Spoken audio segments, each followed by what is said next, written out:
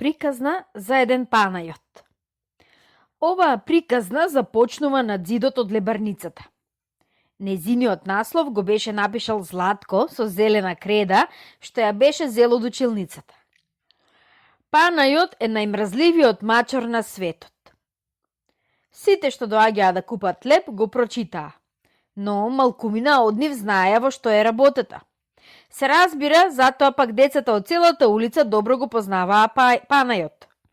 Тој беше шарен, дебел и ничи мачар. Мустаките му беа долги 5,5. Опашот свиткан уште од најраните години од неговиот живот, кога децата го тегнале. Од месарницата Панајот секој ден земаше по еден бубрек. Се разбира, кога не го гледаше месарот. Во млекарницата секое утро пиеше млеко или одгризнуваше вкусно сиренце. Млекарката не го знаеше тоа. Од продавницата за сувомесни производи секое пладне дигнуваше по едно подебело парче колбас. Ете, таков беше тој Панајот. Навечер, сит и задоволен, се прибираше на спиење во фурната. Тука му беше топло и Панајот, предејќи долги нишки невидлива преѓа, мраморејќи долги неразбирливи приказни, сонуваше. А она што го сонуваше остана негова тајна. Во фурната меѓу вреките со брашно по цела ноќ се гонеа глувците, но Панајот не ги вознемируваше. Тој беше миролюбив мачор и поради тоа глувците за малку што не го избраа за свој водач. Но фурнаџијата воопшто не личеше на Панајот. Тој еден ден му се налоти на мачарот и го изфрли на улица. Ајде, сели се од тука, му рече. Мене не ми е потребна твојата преѓа. Си имам чораби за зимата. Мене ми треба добар ловец. Мрзлив кој еден.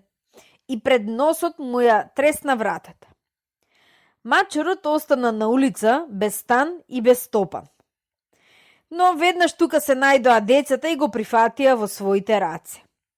Секој ден дебелиот шарен Панајот се селеше од куќа во куќа, а на ѕидот од лебарницата децата ја допишуваа приказната за него. Панајот е најдобриот мачор до Јадранското море и назад. Да му се избричат мустаките, зашто со нив може да се преврти некој фиќо на улицата. Панајот нема апетит за кисело млеко. Нашиот мачар не ги напаќа глувците, зашто тие го снабдуваат со сланина и кашкавал. Сношти се искаши во гранките над звездите. Заклучок, има склоност кон астрономија. Мајка ми забрани да го донесувам дома. Треба сериозно да се размисли за судбината на неговото величество Панајот први Уличински. Предлог да и го подариме на зоолошката градина. Кој знае уште што ќе пишуваат децата за него, ако едно пладне не заврнеше дожд. Дождот, се разбира, го избриша сето она што беше напишано на ѕидот од фурната. Утредента, 27 деца го кренаа Панајот на раце и се упатија кон зоолошката градина. Дали го подарили или не, тоа ни до ден денес не е познато. Но од тогаш дебелиот шарен мачор веќе го нема во нашата улица.